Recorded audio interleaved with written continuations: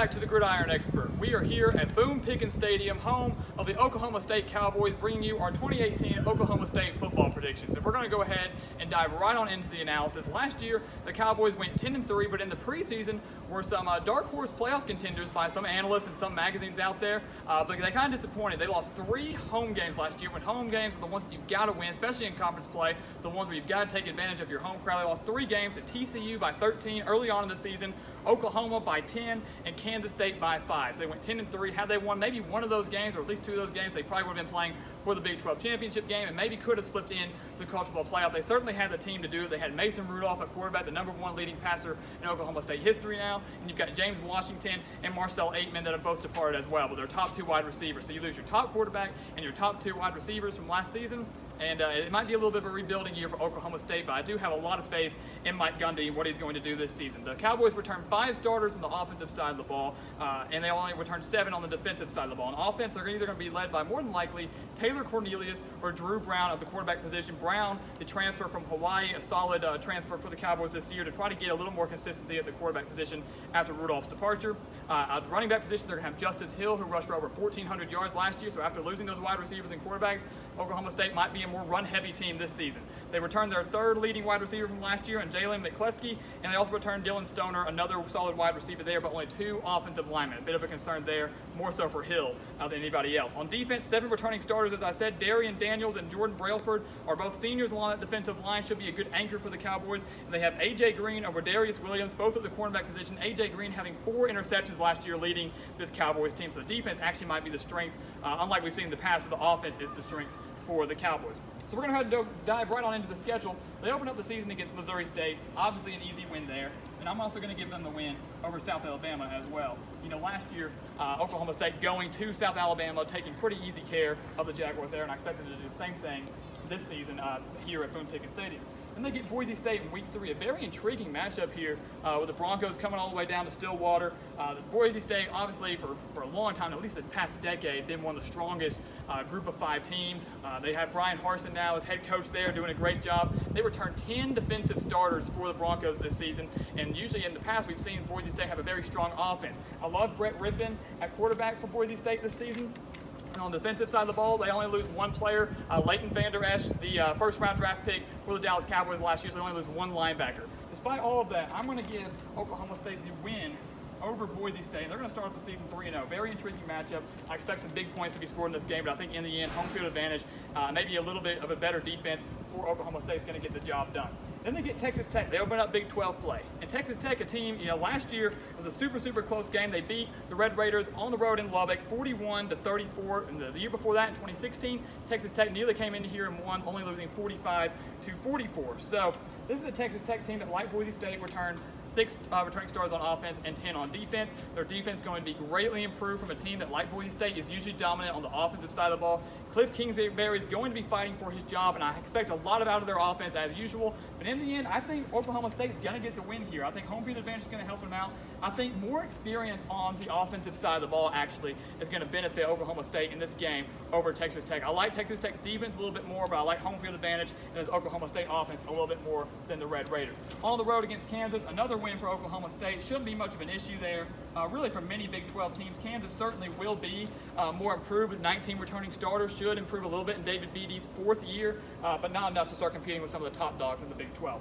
Then Iowa State, back here at Boone Pickens Stadium, another great game last year with Oklahoma State winning that game on the road 49-42 with an interception with 32 seconds left on 2nd and goal. So Iowa State was very close to winning that game, or at least tying it, sending it to overtime. Oklahoma State got the best of them. Iowa State returns another solid team this year. Kyle Kemp, David Montgomery on the offensive side of the ball, Marcel Spears on the defense.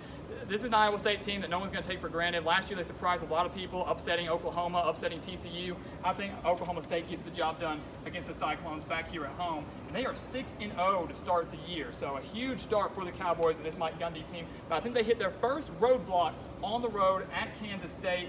Last year, Kansas State coming into Boone Pickens Stadium and defeating the Cowboys 45-40.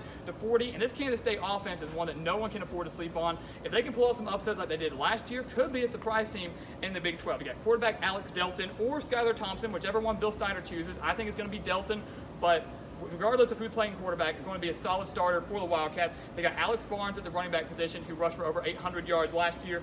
And like I said, last year, Kansas State came in here, defeated the Cowboys. This year, it's on the road.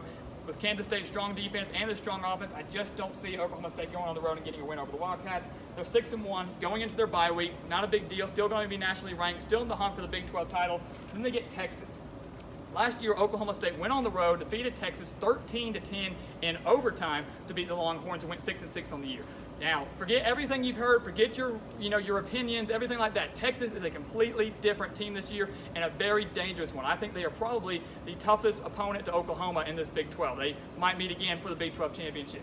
Despite all that, though, I think Oklahoma State gets the win over the Longhorns. They're rested off the bye. Texas is also coming off a bye, but I think this Oklahoma State defense is really going to be able to shut down this Texas offense. I think it's going to put up some big numbers. They're going to be rested. The offense, any struggles they've had should have been fixed by now, especially at the quarterback position, the chemistry with the wide receivers. So I think with a week of rest, they're going to get a big-time win over the Longhorns. Then on the road at Baylor, another intriguing matchup. Baylor, 1-11 last year. Obviously a horrible year for them in Matt Rule's first year. Things didn't go too well for them, but they returned 17 starters. They got 9 on offense and 8 on defense. I expect the Bears' production on both sides of the ball to increase a lot this year, and I'm going to give Oklahoma State a loss to the Bears. Now, I know some people might criticize me for this, especially because you're basing that opinion on what happened to Baylor last year going 1-11. Well, they had 4 games that were decided by 1 possession or less, including games against West Virginia and Oklahoma, and they really started to improve towards the end of the season. I love Charlie Brewer at the quarterback position. They have an extremely strong wide receiver core, and they have a very strong defensive line, which could cause problems for Justice Hill. And another factor going into that, look who's after Baylor. Oklahoma. Could, high off of that Texas win, who should be nationally ranked, could Oklahoma State overlook Baylor in preparation for the Oklahoma game? And I think they will. And I also think they're going to lose this game, unfortunately, to the Sooners. Last year, a shootout. It was a super thrilling game. I believe it was 62-52 in favor of the Sooners. But Oklahoma State put up 661 yards of offense last year against the Sooners here at Boone Pickens Stadium. That was really the game that really, I think, eliminated Oklahoma State from any chance of Big 12 title contention or even the college football playoff. They only had 1 loss to TCU early in the season. That was their second. I think that kind of threw them out.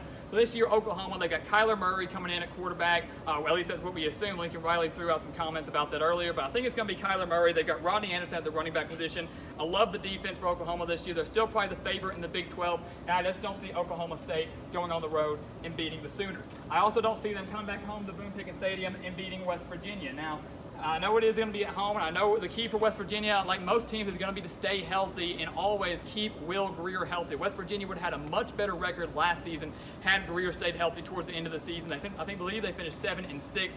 I love Will Grier. I love Gary Jennings. I love David Sills in the wide receiving core. The defense under Dana Holgorsen is going to improve this year with 5 returning starters. West Virginia is my dark horse pick for the Big 12 and maybe even the college football playoff, and I think they're going to have too much offense for this Oklahoma State team, although Oklahoma State did win last year 39 at West Virginia. And they close out the year after 3 straight losses at TCU, a team that came into Boone Pickens Stadium and upset the Cowboys last year, and I think TCU gets another win over the Cowboys this year.